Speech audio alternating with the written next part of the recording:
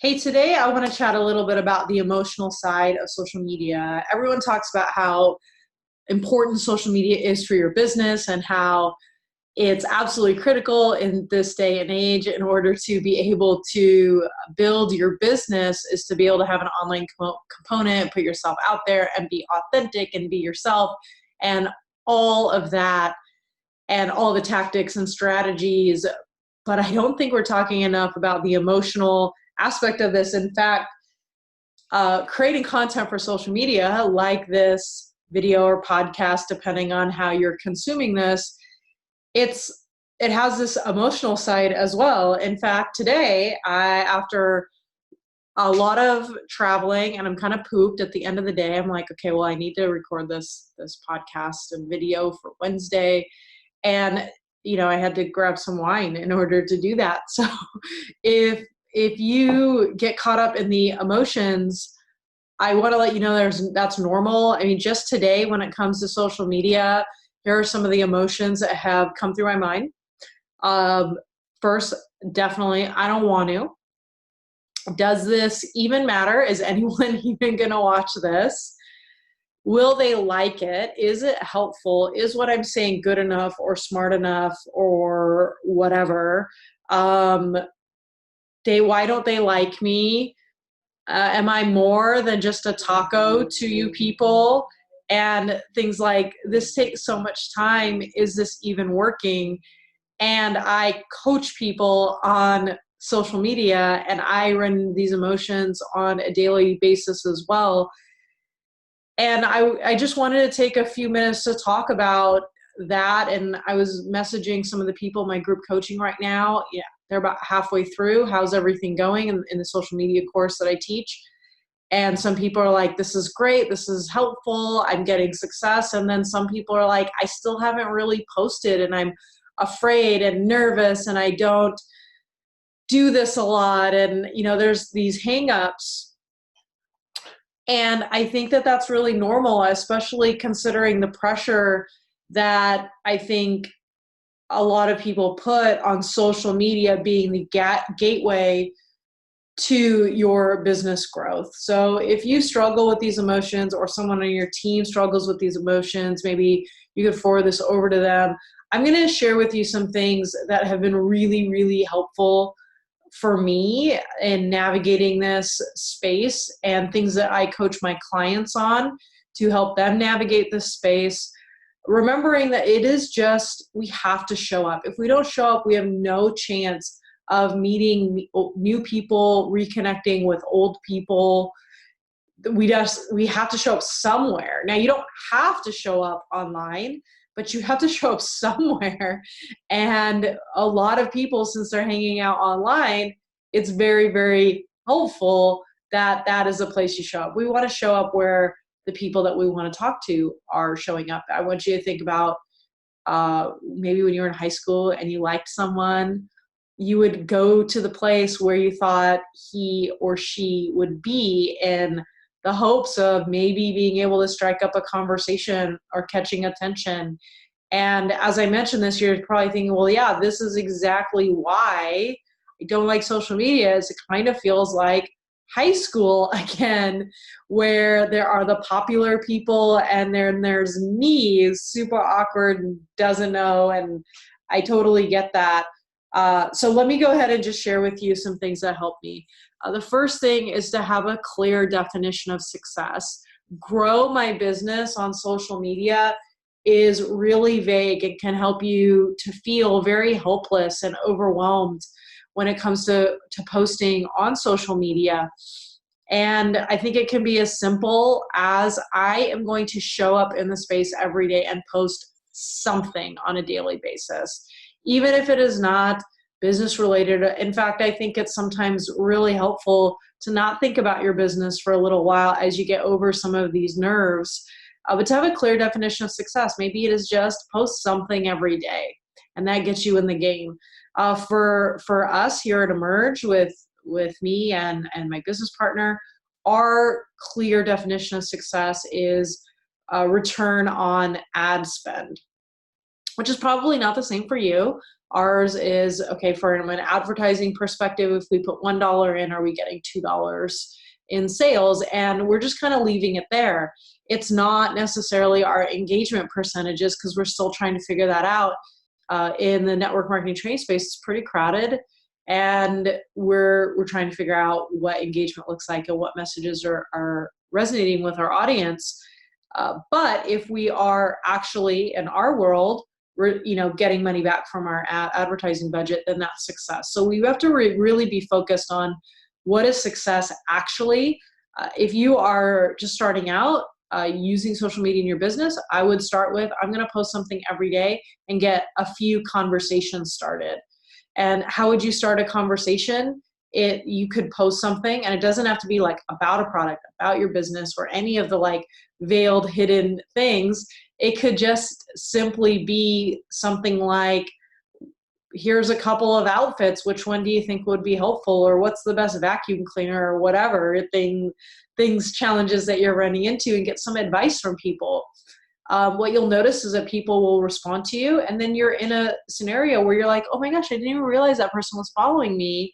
And you can just message them and say, oh my gosh, I didn't realize you were following me. How are you? It doesn't have to be with this like direct line to scheduling appointments or enrolling them, but that is the first indicator of success. Now, the second indicator of success might be appointments that you're getting or overall enrollments. But start somewhere with a clear definition of success, and really try not to change it, because whenever you change it, it kind of starts messing with your head.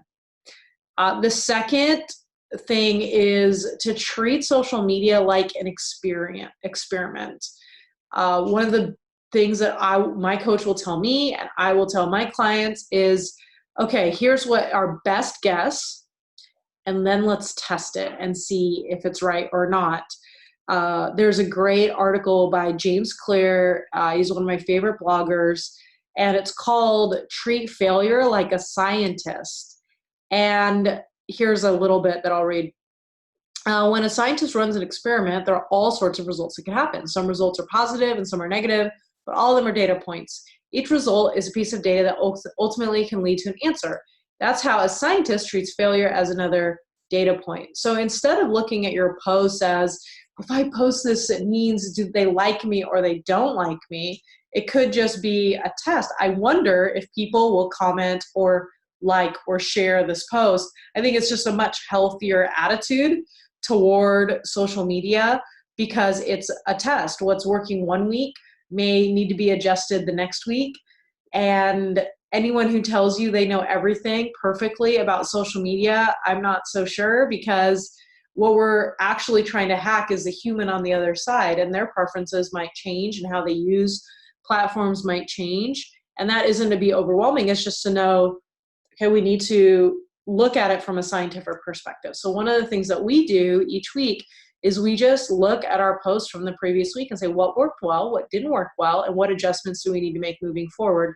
This keeps it out of the personal realm of they like me or not, to what posts worked well, what posts didn't work well, and what adjustments are we going to make moving forward. That's really helped a lot to take the emotions out of it. Number 3, post more, not less. When we get emotional, we tend to like not want to post, and then it makes every post just feel so much bigger. And what I would recommend is just post a little bit more, and it desensitizes you to the results and kind of gets you through that emotional space. 4th, actually have fun. The things that you would send your friends, post those on social media. Social media is supposed to be fun, just like going someplace out where you meet people is supposed to be fun. Remember that that's the point, and people can tell if you're trying too hard to do something and it doesn't come off right. So just have fun when you are creating stories or asking questions. Enjoy yourself. And the last key here is, and this is, I think, one of my overarching principles in all areas of business, is to, and you may have heard me say this before, is to really focus on providing value versus trying to prove your value. how many likes, comments, shares, and all that, that's important, right? Because that's how you start conversations. But when we start to look at social media as proof of our value, we're missing the whole point. The point of this is to build relationships, is to build like, know, and trust with the people that you want to talk to. And we do that by providing value. Sometimes value is making someone smile. Sometimes value is inspiring them. Sometimes value is a relatable story that tells them they're not alone. Sometimes value is admitting on camera that recording podcasts week after week. I've had a podcast go out. Oh gosh, look, it's the third week of September. So this will be exactly 3 years. At least one podcast has gone out every week for 3 years. Cheers to that. After 3 years, a podcast every single week, sometimes it makes me want to have a glass of wine when I write it and record it. And I think if that's relatable to you, even if you don't like wine or drink or whatnot, then that's provided value that you're not alone. But it doesn't mean we can't just like suck it up and provide value to people that are listening. I think the last thing that I want to share with you as we wrap up on just this emotional side of posting on social media is while there are these emotions, there are also so many awesome people that we've been able to connect with that wouldn't have connected with on social media. I love operating in a virtual world where I get to meet people from all different countries and all different states and with different perspectives than I do. And I think that's really cool. And while I've had to, I guess, create a little layer of armor for myself in being someone that shows up every single day on social media to more people than I really would prefer to be in front of, it's been really rewarding as well to figure out where my place is over time, right? It's been a few years to be able to provide value, to be able to connect with people, to be able to help people, to encourage them in a way that feels really, really good to me. And the last piece of that I want to leave is just give it some time. It will feel awkward at first, and after a while, you'll find yourself really enjoying the awkward a little bit more, and you'll find yourself being emotional about posting on social media and not wanting to write a podcast or not wanting to post, and you think, hey, you know what? Maybe this is what I should be talking about, and things will change for you over time. So that's all for me today. I hope that's helpful for you. I really want to make sure that you continue to have a clear definition of success. Remember, social media is an experiment. Look at it that way instead of taking it personally. Post more, not less. Have fun and set out to provide value to the people you're posting for. And you are going to do much better on social media than you think if you followed those different principles. All right, that's it. I'll talk to you guys later.